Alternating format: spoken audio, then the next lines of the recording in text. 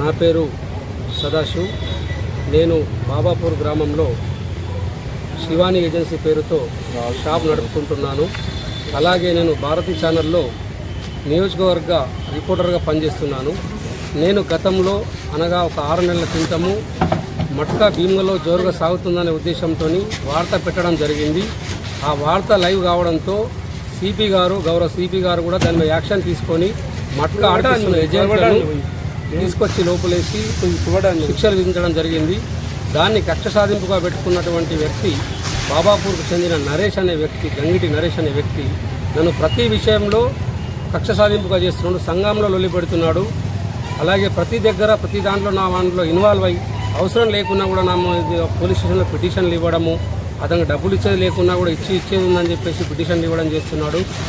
అలాగే జరుగుతూ నిన్నటి రోజున ఆయన మీద బెల్ట్ షాప్ నడుపుతాడు బాబాపూర్లో.